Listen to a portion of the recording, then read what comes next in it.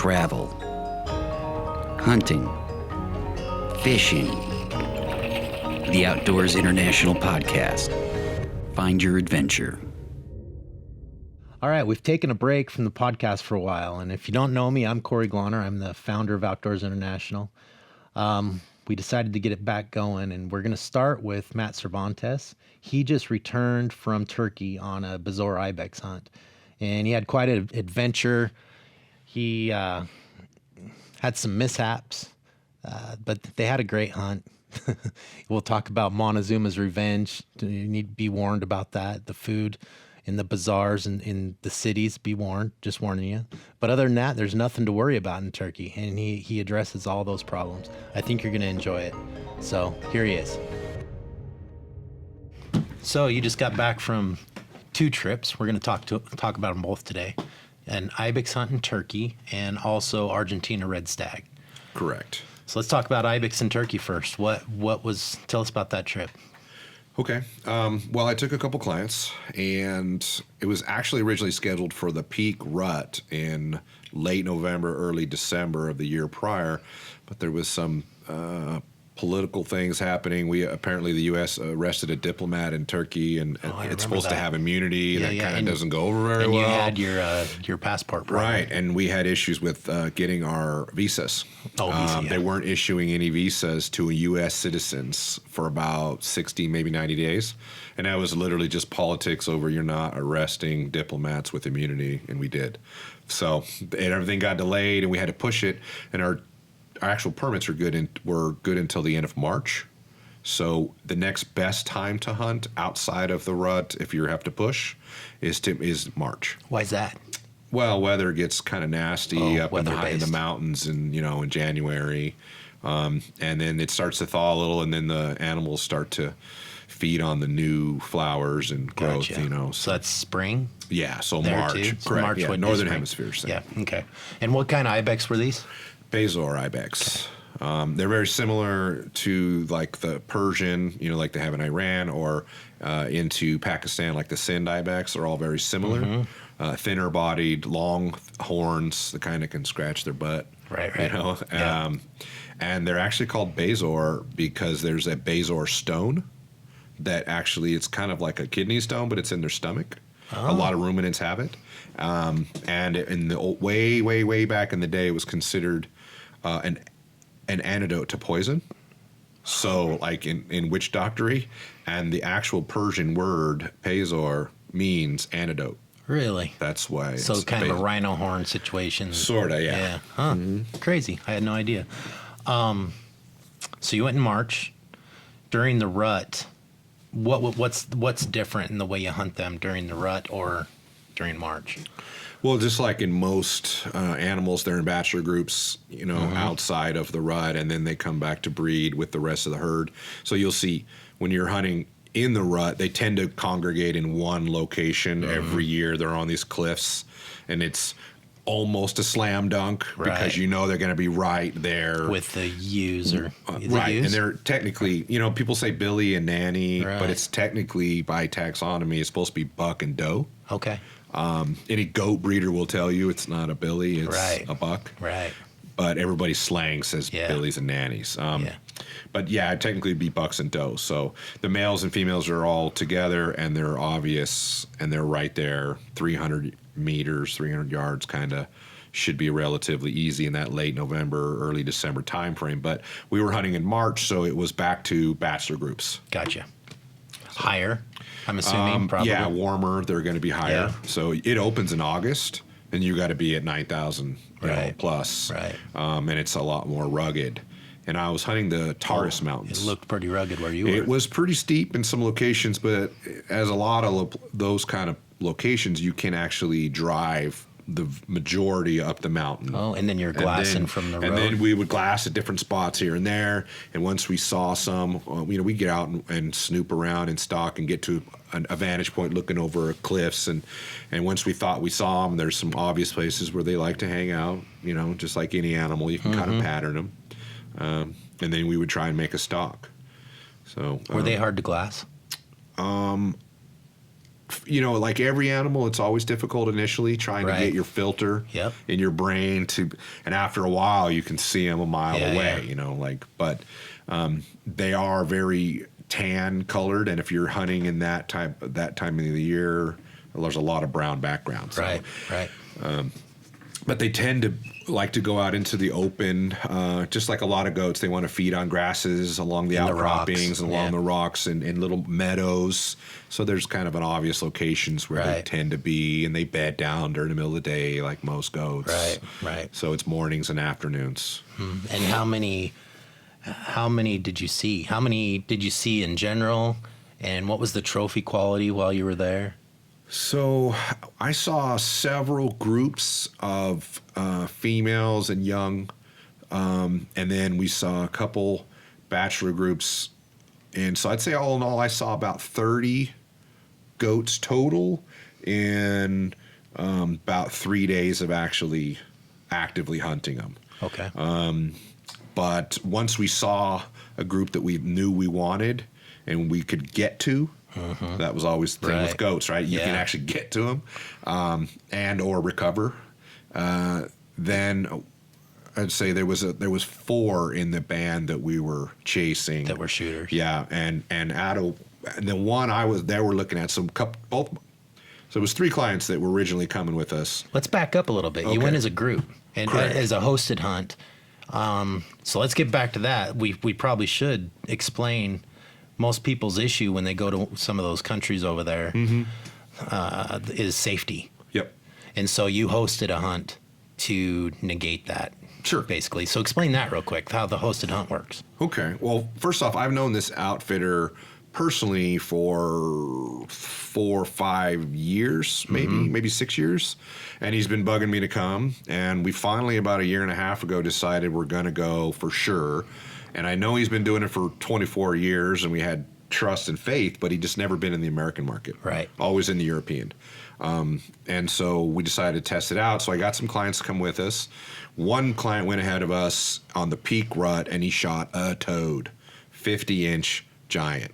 Wow. Now that was, to be fair, there's 2 levels of hunts. There's the VIP hunt for the biggest of the big, and then it's a better area, more of a trophy area.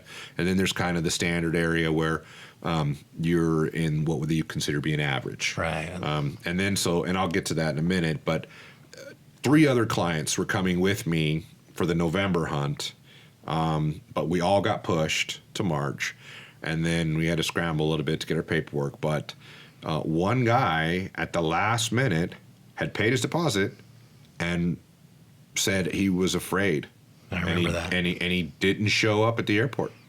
Now, to address the fear part and security and culture, and just so you know, background-wise, I've been to Iraq and Afghanistan and Uzbekistan and Azerbaijan and Kuwait and Jordan, and I mean I've been to all these places as a soldier and a civilian as a hunter, and I have no worries in Turkey at all. Right. European tourists go there and hang out on the Turkish Riviera and have for years and years and years and years.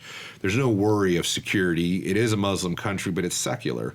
You don't see everybody running around in, man dresses and burqas, and it's not like Sharia law scary. They're very blue jeans and T-shirts and, pretty normal. As you would say, in terms of Western society, they're very much keen on getting into the European Union, and they're very close. So it's not like that at all. But I can understand when you watch the news and you haven't traveled a lot, you don't really understand. It sounds scary because it's a Muslim country, and a lot of Americans are afraid of that. But if I was sending you to Pakistan, I would warn you that it's a dangerous place. But we negate that with armed security that gets you out of the airport and into the mountains, and after that you're back to just normal hunting. It's same as South Africa. Once you get out of Joburg, you're pretty good. But that's when you're big cities, and a lot of places can be bad. But LA can be scary. A lot of tourists are killed in Florida. When you're with the right people, especially our guy who's very deep in the community and in the organizations and politically connected as well, I don't worry about those kind of things. We stayed in a really nice place, mountain hotel, I would say 3.5 to 4 star. I mean, a very nice place. And every day we went off and hunted all day, and we'd be brought back, and then we'd eat on the mountain. They'd have some local food for us. Which was what? What was local food? It was, well, because they don't eat pork. Right. It was always going to be some kind of beef, usually. Bread, cheese, like goat cheese or sheep cheese, usually. Fresh bread they'd pick up every morning. Lamb? And they I would would assume have lamb. Well, most of the times, at least from what I can remember, there were these beef sausages that were real spicy. They would slice them and put it on a stick and grill it. We'd make a little fire out in the woods, and then we'd put it on our bread and eat it that way. And it had juice and fruit and stuff like that. It was good food. Right. No issues there. Where'd you fly to? You'll fly to Istanbul. Okay. And Turkish Air does a great job of when you're on the plane, but make sure your flights are perfect. Don't change them. Right. Because they're the worst customer service on planet Earth. Are they? When it comes to that. Right. But the actual flights are great. You can fly straight right into Istanbul. You'll have a connecting flight to your final destination regionally. We were hunting in the East Taurus Mountains, but we also have a Western Taurus Mountains location. Then in the far northeast of the country, there's another location where we also hunt goats. There's like 3 main areas, Gotcha. Depending on the tags and the times. If it's a VIP hunt. Right. So there's a few obviously different things that could influence which area you're going to go to, but that'll be an hour, maybe 40-minute flight kind of thing, short puddle jumper, and you'll be picked up at the airport. They will take you through customs, firearm permit with your gun, translate, do everything for you. All you got to do is pay their $200 fee to get all the paperwork and do all that. Right. So you took your own rifle? I did, and you have to understand a lot of hunts in the world internationally. It makes more sense to actually rent a rifle in a lot of times. Right. I don't necessarily mean for sheep and goat hunts, because I don't recommend that. Because if you're shooting 3, 4, 500, you'd better be using your own gun. Right. Yep. Now, in Turkey specifically, you have to bring your own gun. You cannot rent. Really? It's a safety law. You have to be familiar with your own weapon, so it's not allowed. So we all brought our own guns. No issues. The only issue was coming back. One of our guys got dinged on his ammo. Coming back, they wanted it to be in a separate package and not in his suitcase. Yeah, right. For some really weird, I think it was just the person. Right. And then they were going to charge him the whole nother package, like another suitcase. Oh. And so he told him, I'm not going to do it. You can keep it. And they said, no, we can't take your ammo. And then it turned into this whole thing. So in the end, we had to dispose of it through our outfitter. Gotcha. Travel insurance. Did you guys get our travel insurance for that? Some of our guys did. Okay. And as an agent on the team, we get a flat rate kind of thing for all our different stuff. But I highly recommend it because of flight changes. Absolutely. And they can handle all that for you. And they can even have a person who speaks Turkish. Right. Actually figure that out. And that would have been really helpful. Yeah. When we were trying to change our flights from the original For sure. plan. So And they would even have helped you with that ammo situation. yeah. That's a Also, good the point. guy, I don't think the guy that canceled because he was afraid, I don't think he would be covered. But had something happened and he just couldn't make it to the airport, that would have been covered too. Sure. So Right. I just wanted to put that plug in there because it's, man, on those, especially international trips, you should get the travel insurance. Sure. It's really doesn't make sense not to. And just to touch on that, him not coming, and I tell this to everybody, I would never put you anywhere where I thought you were truly going to be in danger, Right. unless I was very, very specific about the realities of the trip. Yeah. And even then. You have to tell them, like, we're going to mitigate this, and here's how, Yeah. but there is a potential for danger. Right. But Turkey, I had zero worries. Yeah. I never have, and I don't, unless the country changes dramatically. Like, they've had their own issues. There has been attacks, but it's about Kurds and them being mad at the government because they won't let them have Kurdistan, which is a large ethnic group in the world that Right. doesn't have its own country. Right. That's kind of like the Basques being separatists with Spain. It's that kind of problem. They're attacking their own government. They're not attacking civilians on the street and chopping your head off. Kind of thing. Right. It's kind of like Mexico. We weren't sending anybody to Mexico for a while there. Mm-hmm. And just, I think 2 years ago we started, and now it looks like that might be flaring up again, actually. So, but yeah, we do not want to send anybody to anywhere dangerous. No, God, no. We don't want anybody to be hurt on our watch, of course. No. Okay, so to the hunt. You were driving roads. What was the elevation? Crazy high? I think at that time we were only hunting at around 6,500 feet. Oh, that's not bad. No. And you drive pretty much to most of it. We didn't have to walk more than a couple miles. To just go to glassing points and to get to where we needed to be. And this specific band that we were chasing, that I was end up chasing on mine, which is a bummer, and I'll tell you that story. But first off, the first client that went by himself killed a monster on day one. Mm-hmm. Super pleased. Then he killed a giant wild boar. They have some of the biggest, quote unquote Russian boar. Right. Well, it's a Muslim country. They don't eat them. Oh. So they don't chase them. They don't really care about them. So they do it for tourists. They take you out there. Right. And they'll cut the head off, and nobody's going to eat it. Right. Because it's pork. So they just leave it out in the woods for the wolves and the lynx. Huh. But he killed a giant. And I mean giant as in like these boar could be 300-400 pounds or more, and not feral. I mean real Russian boar. They're wild. And they're wild game. Giants. Native. Yeah, with huge tusks. Yeah, monsters. awesome. And it's a great add-on for the Ibex hunt. Yeah, for sure. Because they're at the lower elevations in the mountains there. But he got a monster, and the two other guys that went with us, they both were very pleased and got mature animals. Mm-hmm. One was about a 40-incher, and I think the other one was more like 38, 39, which is really the kind of the window of 37 to 43 inches is kind of like the normal hunt. Mm-hmm. And then the VIP hunt, they won't even let you pull the trigger unless it's at least 45 inches. Oh, wow. So it's really 45 to 50 plus. So they were both happy. They both got theirs on either day one or day two. Mm-hmm. And I was the only one, and this is the first time in history, and it happens to everybody. I know it's hunting, not killing, but I took a dumb shot. Mm. At about 320 yards off my knee, downhill. They came out into this open. They didn't know we were there. We had time, but I didn't have a great rest, and it wasn't like I can just lay down and get in the prone and be all perfect. So I had to try to get a rest with my elbow and lean off my knee, and I think it was a little bit arrogance. I think I thought I had it in the bag.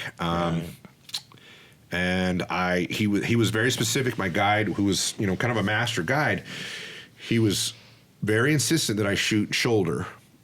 Don't shoot him through the lungs, like you would think. Normally, is like I want to anchor him. Right. I don't want him to run off and lose him down the cliff somewhere. Right, yeah. And I get that. Right. Yeah. So I said okay, and so I shot at his shoulder where I thought it would be a little high shoulder, because he wanted to break him. And I'm shooting 180 grains. I think no big deal. A bonded bullet, and I don't know if it was range. I don't know if I was breathing. It could have been a bunch of things. My own buck fever, you name it. I shot low, and it hit him in the upper high leg, shattered his leg. He was limping, but below the vitals. And now, if I would have been shooting for lungs, mm-hmm. I very likely would have went right underneath him. Mm-hmm. No blood, no harm, no foul. Would have kept on hunting. Right. But because I drew blood and he was hurt. Right. He went into the trees, and we had a chance at maybe trying to get a second shot on him, and he disappeared. And then they saw us and spooked. And with his adrenaline, and he was running with two others, he hobbled way faster than we could ever catch. Right. And he got up into this cliff area, and there was no way to try to get to him there. So we waited. The next day when we looked all over blood, we found it. I mean, it was like, but we had another spotter looking from another way. He saw him, you could tell. So we glassed the other side of the mountain, looking back in that area, found him that next day, and he was hurt bad. He couldn't lay down. He couldn't stand up. You could tell he was Yeah. And they said, he'll die. He'll be eaten by a lynx or maybe wolves. He won't survive. That was their, they thought. They said most likely we'll find him dead in about a week. We'll see some vultures. And so that we couldn't get to him that next day, and finally we decided to try to do a drive where we got 4 or 5 foresters, because there's like not only is your guide there, but there's also or a translator if need be, but there's a federal forest commissioner there who's a forest guy who's going to be making sure you're doing the right thing. Right. He got 2 or 3 more of his guys, and they got shotguns with slugs, and they tried to get up onto this cliff face to see if they can get him to come down and get him to an area where we could potentially, at least if he got off that cliff area, we can get him into the open at some point, either that day or the next. We could get another stalk on him. And they couldn't find him. They saw him hobble. He could hobble on 3 legs, right. And he made it up over the top, and there was just no way. And it was just way up there. Yeah. And he could hobble faster than we could ever get to him. So I said, sorry, buddy. Yeah. That was your goat. Right. And so I went home empty-handed and been sad ever since. And everybody gives you the whole speech. It's hot, not killing, and it won't. It happens to everybody, or you haven't done it enough if it hasn't happened to you. And I've heard every story in a book, and I said, you know what? That's the story I tell other people. Yeah, that's never happened to me. Right. Well, I know that sounds crazy and a little bit maybe arrogant, but I have never shot an animal and never been able to recover it. Yeah, I lost an elk once with my bow. Yeah, it's a terrible feeling. Yeah. I'm just, and I mean, imagine you fly all the way across the world, and he's given me a deal with our clients, but I'm still paying the permit. Right, for sure. And that permit was still $4,000. Yeah. For that permit. Yeah. So no matter what, you have to eat that. Yeah. So I will be going back. All right, will you? I will. Well, good. Well, that sucks. Sorry about that, man. It happens. What about, so I know that he offers kind of a tourism stuff you can do. Like, so you tagged out and you want to go tour Istanbul. What, I know he offers some, and I don't know much about him. What are the things he offers there? Everything from the capital city to places like Ephesus or whatever, the old, you got to remember Turkey was Greek, it was Roman, Byzantine Empire, Tons Constantinople, and all of that, right? So it's Holy Roman Empire, second seat. It's been everything. Yeah. So there's also ancient pagan sites of the indigenous peoples that predated all of them. Really? That I think the oldest temple they found in the world right now is about 10,000 years old, and it's Turkey. Really? Oh, it's the yeah, I remember. Wish my son was here. You could tell me what it was. I don't remember the name. I could have it pictured in my head. These stones in a circle, something like that. Yeah, and there's an animal on each one. Yeah, that's a different depiction, and some of those animals aren't even from around there, and so everybody's kind of scratching their heads. And it's huge. Yeah, it's like big on the scale of the pyramids, but it's all underground. Correct. Yeah. But it's 10,000 years old. Yeah. And it predates all of those cultures. Right. So there's definitely... rewrites history is what I wish Göbekli Tepe. That's it. There you go. That's it. I think you're right. Yep. And so obviously there's lots of things to see there. And because our guy also runs he has a hunting agency, but he also has a tourist agency. Gotcha. So 2 separate offices, and they obviously complement each other. So he could, everything from a yacht down the Turkish Riviera, which can be a hunt where you go chase boar. Doesn't he have, sorry to interrupt, doesn't he have the sailboat hunt where you're actually the crew on, is this outfitter? You're the crew on the sailboat, and then you sail to different islands and you hunt boars? Not on the islands, but along the coast. Right. That's him, right? Yeah, correct. That looks awesome. It does. That looks so awesome. A real classic yacht sailing. Yeah. And then you take tenders back to shore and hunt boars. Kill big old pigs. Yeah, I want to do that one. And so not only does he have all the touristy stuff, anything you could think of, whether it's individual or a group, site specific, they can fly you anywhere, you can go anywhere, you can do anything. But they've also got combinations. So there's roe deer, red stag, Anatolian chamois, right? There's that special chamois there. They have the Konya sheep, where they only give like 4 tags a year. Right. Very pricey. Yeah. But they've also got mountain gazelle, which is very cool, down in the Haiti region in that southeast corner, which is where Antioch is, if you know your Crusade history. I don't know that one. And then there's obviously the Ibex, stag, roe, chamois, pig, gazelle. Yeah, those are, and then the Konya sheep, right? So there's all those different animals that are available in Turkey as well. So a lot to do, a lot of animals, but that goat, that Bezoar Ibex is... That's kind of the premier... It is. When you think turkey, that's what you think. For sure. Me too. Yeah. Yeah, and boars. I think boars too when I think turkey. I don't think a lot of people know. I think it's only because of that sail trip. That was when that was one of the very first outfitters that I talked to way back, but we never loaded him. You brought him on after. And he was one of the very first ones I talked to, and that was the trip he was trying to get us to promote. And I didn't feel knowledgeable enough about Europe to say, we can book that. But that's why I've always thought boars is because of that trip, and I've always wanted to do it. So. It does look amazing, and he has the ability to pretty much do anything. He told me he actually hosted the King of Spain. Really? And he said, you want to talk about opulence. I bet. They flew in by helicopter. He wasn't even allowed to get within 10 feet of them. There was so many bodyguards, and everything was all like... He told me this funny story that even... The king only shoots at live animals, not targets.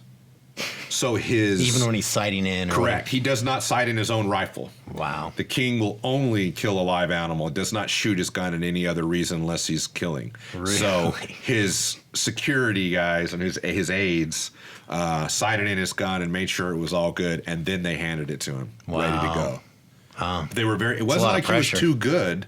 Right. It was just the rules. It was a principal rule that the king will only shoot when it's a live target. Wow, crazy. Huh. Interesting. Yeah. And he was done in a day and got on a helicopter and flew away. Yeah. How would you guide that? I used to be a guide. He guided himself. How could you deal with that in a hunting situation? That'd be awful. It happens around the world. There are people that are of old royalty and or modern day nobility that are ultra rich. Yeah. And most outfitters would prefer not to deal with those people. Yeah, for sure. Yeah. Because it's just a lot of work. Yeah. But crazy. Well, what else on that hunt? Was there anything that was a surprise that you didn't expect? The only thing that caught us off guard was at the end.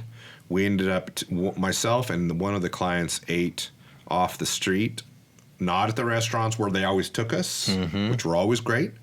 But when we went to an off-the-street vendor, because I was in my brain, I wanted a doner. And a doner kebab is like, on a spit. It's like lamb or beef or whatever. Right. It's turning and cooking, and then they cut it and put it on like some type of sandwich. And it's regional. They cut it off with a big chunk that's on the correct. They slice it off and it's eaten all over the Middle East and through the Mediterranean, and there's different names for it. But the Turks moved to Germany after World War II to be labor, right? Because a lot of the men were dead. Right. Imagine that. Yeah. And so they brought with them traditions, and then like in Berlin in the 50s, this fast food, they took that traditional Turkish doner and made a doner kebab. And it was basically a sandwich to eat on the go with the tzatziki sauce and stuff like, you get in Greece. And so I really had in my brain, because in Germany they're phenomenal. I had to have one. I saw a sign said doner, so I'm like, let's go eat it, right? And my guy was going, no, you don't want to eat there. You don't want to eat there. I'm like, come on. How bad could it be? And finally he chose one that he thought was a lesser of the evils and said, okay, let's go to this one. And my guy and I. But first I got to mention that the food was fine. It wasn't as good as like the one I was used to in the German, because it was like Europeanized. Yeah. But it was pretty good, and my client left his iPhone on the table when we left by accident. Right. And this boy chased us down the street in this bizarre type of atmosphere, this market, and said, Mister, and gave him his phone back. So that told us a lot, about the culture and the people. But we kind of got that Montezumas Revenge kind of thing that night. Him and I both were ill, and it stuck with us for a couple of days. And then this leads us to Nutrier. This Nutrier, right? Yeah. This company that we started working with who focuses on prebiotics, not probiotics, which is designed to feed your organic bacteria instead of trying to introduce foreign bacteria, right. which is pre versus pro. And that's when I realized how important it is. Because, I mean, we've gotten this. If you travel a lot and you're an international guy and you go on these hunts, we highly recommend that you take these prebiotics a couple months before to get your body as healthy as it can be in your digestive system, because that's where your immunity comes from. So when I went to Argentina, I got touched. When I went to Turkey, I got touched. Not because of the restaurants we ate at, but because when I ate off the grid. Right. But not in the woods when I'm with the guys. Right. It was on the street. Right. You got a little touch of E. coli somewhere. Right. But there's different strains of it around the world. Right. You can't so I'm be used to the all. European ones. Yeah. I've never got it in Africa. But I've got it in South America. I've got it in the Middle East and in in Central Asia. And so if you're going to go to Kyrgyzstan or Tajikistan or Azerbaijan or whatever, your locals, you know, some places aren't as hygienic as others, but there's E. coli floating around the world. So I'd recommend you take these things in the future. Yeah. Do we have that? I can't remember. Do we have that discount code on our membership? It is getting loaded up actually shortly. Yeah. One of our guys is so working if on you're right a now. member, if you're an OI member, there's a discount code for Nutrier, and if you're hunting abroad, highly recommend you Yep. what do you call it? Get it in your It's in you your want to daily- feed your it's like a vitamin. flora, as they Yeah. call it, right? Your Yeah. bacteria that's native. And they say Cheetos and Gatorade is not a recipe for good flora. Right. And you're killing it with everything else you're eating. And then you take antibiotics, it kills it. Yeah. So it takes a while to get it growing back again. And I think if you travel enough around the world and you take this stuff, eventually you'll get enough of the different ones in you that you'll stop getting it. And if you do get it, it'll be minimal versus the full package that you would have got if you were exposed without any kind of prophylaxis. Interesting. Well, all right. Is that enough? Is that everything on Turkey? Yeah, I think so. It on? is a really cool place. It's ancient. There's lots to see, lots to do, tons of animals. It's safe. And the guide has been doing it, that outfit for over 24 years. He's got everything of all facets covered. And we can kind of hunt anywhere from August to March. Awesome. So a lot of time, a lot of animals, and you don't have to be totally in sheep shape. Right. Because you can get within a couple miles of it. It would help if you were, but you can get her for done. sure. With, yeah. It definitely helps, but it's not a death march where and you got to hump it all out. You got multiple people to help. I was going to ask, where during the hunt, we didn't touch on, I don't remember where you stayed. What was the lodging during the hunt? Yeah, I did touch briefly on I stayed in a mountain hotel. Oh, you did say that, down in the valley. Right. And like I said, it was about a 3.5 to 4-star place. It was very nice and clean and finished breakfast every morning, and then dinner we would go eat at another restaurant. Got it. But we'd be gone all day. The last thing I would probably guess is touch on is, yes, we brought our own gun in, but taxidermy on the back end and some of the fees. Right. Bezoar Ibex is now under CITES since last year. Wow, I didn't realize that. So it's the first season where they have to export via the CITES system. Right.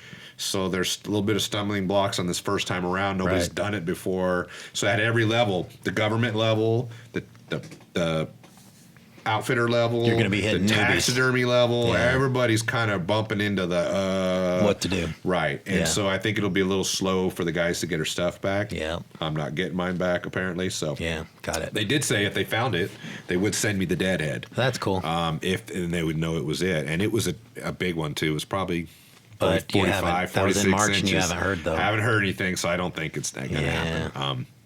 But if it had happened and the cape was bad, you would get the head and then you could get a cape. Because a lot of European guys will go down there and hunt and do a Euro mount only. Right. So you could get a cape. It's true. They could get one for you. So there is some fees on the back end, through the size paperwork, transportation, and getting it to your door. There's a little bit of cost in that. And I would say I would be ready to pay. By the time you do your gun permit and your taxidermy and CITES and getting it delivered to your door, with just a dip and pack, you'd probably be close to $2,000 by the time it's really in your hands. Okay. So. And so the permit costs $4,000. What's the hunt cost? There's 2 levels, right? The basic level is going to be, and there's a little wiggle room, like if you have a group and when you go. But I would say about 9,000 is for the basic hunt, and the VIP one is going to be 19. Okay. And again, there is wiggle room in there where we can play with it a little bit. And sometimes we have deals come up too. For sure. As a matter of fact, when that one guy said he wasn't coming at the last minute, I tried to throw Somebody it out could have there, picked and that I think up. we were going to be able to do it for like $5,000 or something, just to kind of cover the expenses. Another reason to be a member. Another reason to be the member of of our club, for sure. Yep. Okay, cool. Well, I think that's enough on Ibex. Okay. So in the future, though, we do look like for more Ibex, mid-Asian. Yep. There is some Himalayan, some of the other Siberian subspecies. There's Alpine Ibex in Switzerland and Austria. We have hunted Spain for the Spanish Ibex. Right. There's 4 subspecies there. So there is more to follow, and there will be more goats and sheep in the future. Ibex are cool. They are. And you can combo them with other cool species. Almost all the time. There's always some other animals on the menu. Yeah, and some of them are fairly inexpensive. Some of the species at Kyrgyzstan, I think was it $4,500 for the Kyrgyzstan Ibex? Is that still no, right? it's going to be closer to 7 as a standalone for the mid-Asian. So I was half. But there's wolves. There are wolves, and of course the Marco Polo. Right. And in some areas, there's even some wild yaks. Oh wow, really? But the wolf, I think Russ said they had a wolf at like 30 yards. Yeah. Right at camp. Right. We need to do a podcast on Russ's hunt. For sure. He about died on his. It's pretty interesting. Yeah. Kyrgyzstan, when you're at 12 to 14,000 feet, it's a Get caught different in a kind of blizzard. place. Yeah. Yeah. Yep. So we need to do that.